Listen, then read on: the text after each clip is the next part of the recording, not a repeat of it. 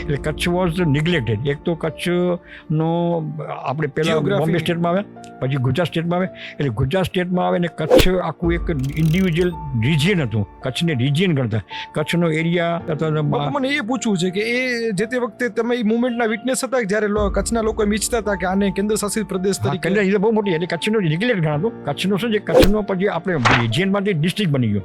હવે રિજિયનમાંથી ડિસ્ટ્રિક્ટ બની ગયું એટલે અનફોર્ચ્યુનેટલી કચ્છ નુકસાન શું થયું કે આપણા જે એલોકેશન ઓફ ફંડ છે ને રાજ્ય, એ કેવી રીતે કરે એકોર્ડિંગ ટુ કોન્સ્ટિટ્યુશન.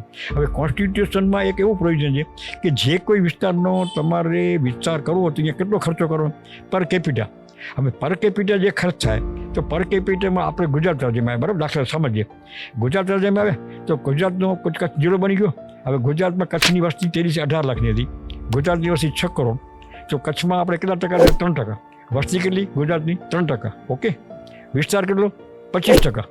વિસ્તાર રિજિયન વોઝ 45,000 સ્ક્વેર કિલોમીટર. હવે 45,000 સ્ક્વેર મીટરનો ડેવલપમેન્ટ કરવો તો it should need adequate funds. હવે એડિક્વેટ ફંડ્સ કેમ મળે તમને? You are entitle two gate 3% money. હવે 3% આ બેઝિકલી આપણે વિરોધી હતો કે અમને આ તમે કચ્છમાં જે બોમ્બે સ્ટેટ બન્યું ત્યારે ડિસ્ટ્રિક્ટ બનાવ્યું ને એ જ ભૂલ હતી. એ વખતે આપણા રાજકારણી મુંબઈ હતા, ઘણા બધા મોટા એને બુદ્ધિશાળી માણસો મુંબઈ હતા. એટલે એ લોકોએ મુંબઈમાં પોતાનું વિદ્યા કે મુંબઈ મેં પાંચ જો કચ્છ હતી ને પાકે મજા આવે એટલે મુંબઈમાં જોડાઈ ગયા. અને એ વખતે નકર જવાહરલાલ જ્યારે મર્જર એગ્રીમેન્ટ થયું ત્યારે કચ્છના રાજાએ ગવર્મેન્ટ પાસે એવી શરત હતી કે મારું Kutch should be remain under the centre. પાર્લામેન્ટમાં રહે, પાર્લામેન્ટ બજેટ પાસે, અને કચ્છ આખું જુદું છે. કચ્છ આખું સી સ્ટેટ બન્યું. હવે સી સ્ટેટ બન્યું એટલે 56માં કાયદો બન્યો કે મર્જર બોમ્બે બાય મહાજલસમાં જોડાયા. અને એ વખતે એક પછી એમાં આપણને રાજી કરવા માટે 371મી કલમ ઉમેરી કે તમને કચ્છ વિકાસ બોર્ડ મળશે. પણ કચ્છ વિકાસ બોર્ડ મળશે એ એજ્યુકેશન થયું અને કચ્છને જુદું સેન્ટ્રલ લાઇન કરવાનું. પણ એ વિકાસ બોર્ડમાં મોટી વીકનેસ હતી ને એ વખતે અમે જ્યારે સ્ટડી કર્યો ને ત્યારે એ થઈ કે Kutch Vikas board doesn't give you any financial money.